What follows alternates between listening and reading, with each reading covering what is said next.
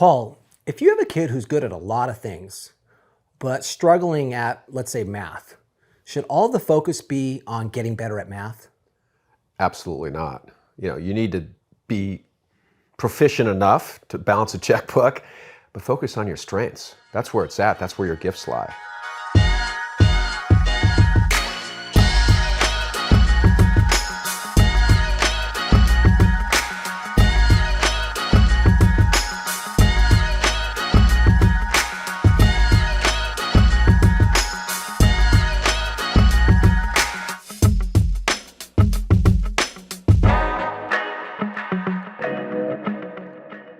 Paul, we've talked a lot about this on previous podcasts of how when you started at USC, you were number 9 on the depth chart out of 9 quarterbacks.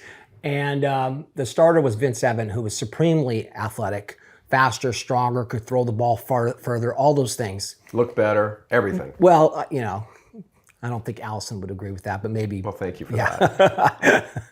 But how did you resist the temptation to not just want to become Vince Evans and instead of working on, your own strengths?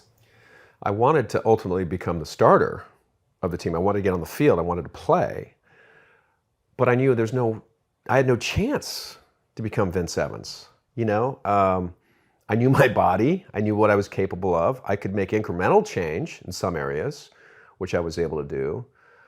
But I knew where my strengths were. I knew what I was good at innately, right? And I had a good head on my shoulders, so I could learn the offense, learn the playbook, understand how to read coverages, understand how to go through progressions and check downs and all the things that you do and call audibles as a quarterback.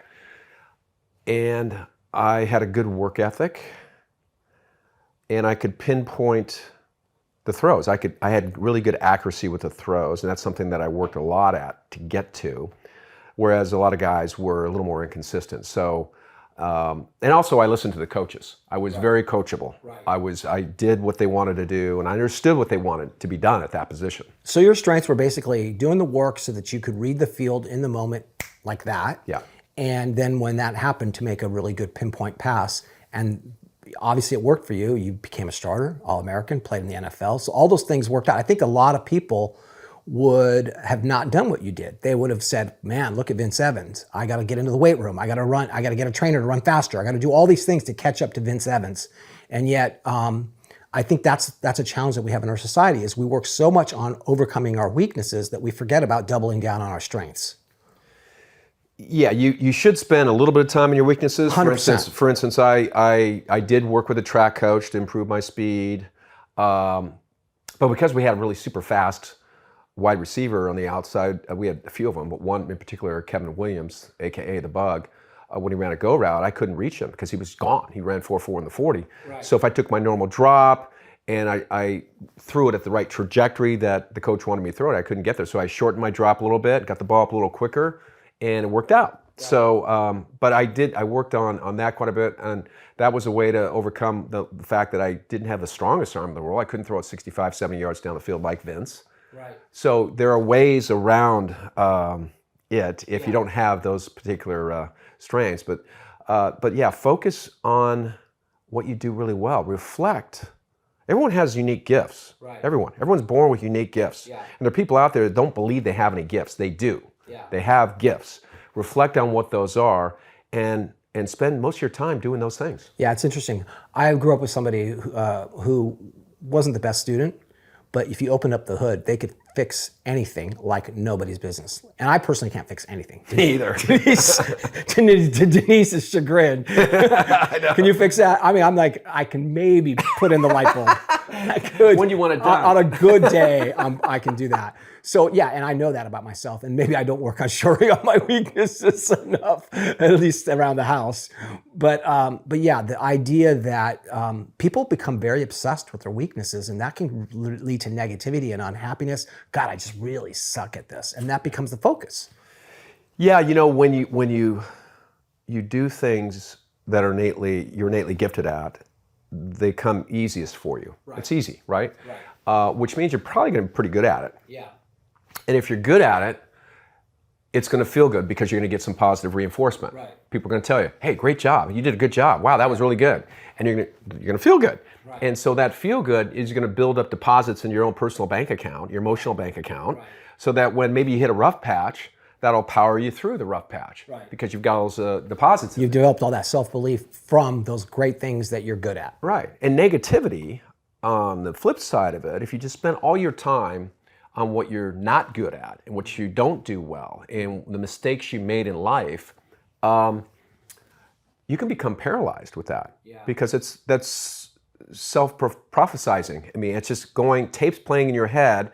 If you keep looking at it, then that's all you're going to be thinking about is the negative stuff, which is going to lead to more negative stuff, and you're going to be an unhappy person. Yeah, and back to your example of being a cerebral quarterback, pinpoint accuracy.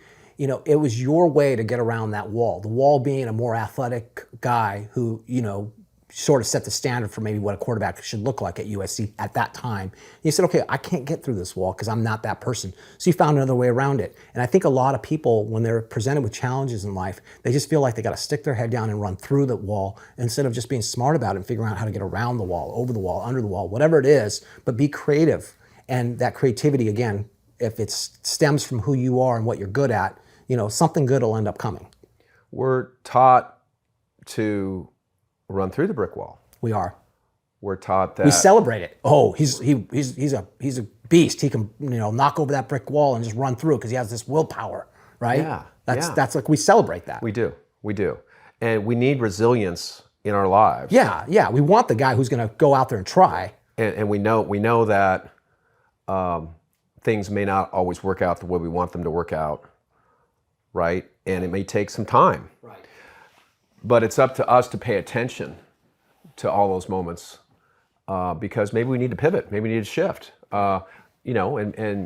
maybe because I kept trying like crazy to throw this go route to Kevin Williams with the proper steps, with the length when I was, 7 yards back step to get it up in the right trajectory and all that. I couldn't do it. What are you going to do? You're going to keep trying? Right. You're going to keep attempting keep failing, to do it? basically. Keep failing. Right. You can keep failing. Right. So, use your mind, use your intelligence to figure out a way around that. And that's my way around that was shorten the drop a little bit, get the ball up quicker, and all timed out perfectly. Yeah, there's a great saying, work smarter, not harder, right? So you think it through and you come up with a plan that suits who you are rather than who somebody else is.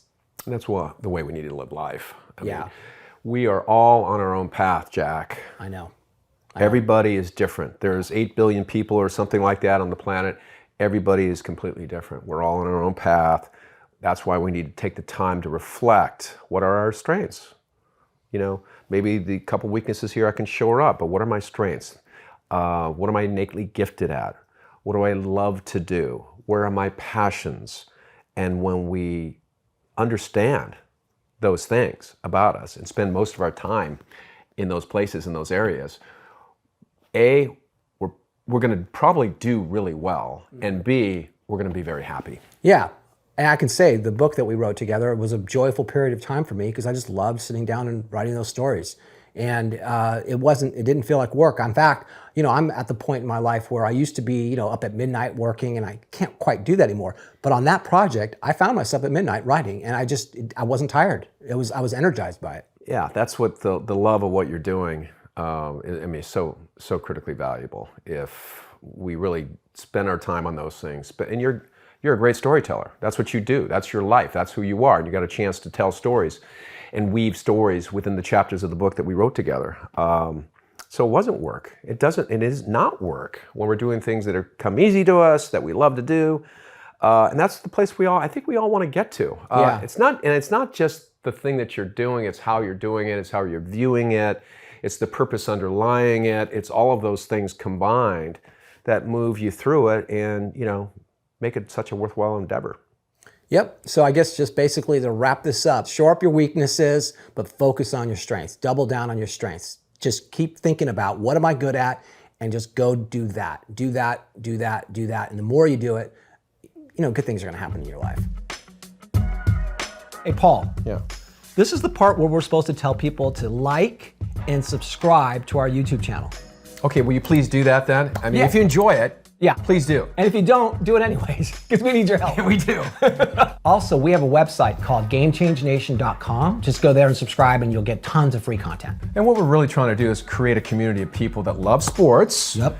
And the great lessons that we learn from sports, but we want to hear from you. We do. So we're going to have a bunch of social media pages from TikTok to Instagram to Twitter to Facebook, Instagram. I probably already said all of them. Please join them and tell us your stories. We'd love to hear from you. Oh, and we wrote a book. Oh, Forgot about that. Forgot that. The book is called Through the Tunnel. It's available on Amazon now. If you go straight down here to this link that you can see below us, you will be able to purchase it. We'd love it if you could do it. Thank you very much. Thanks, guys.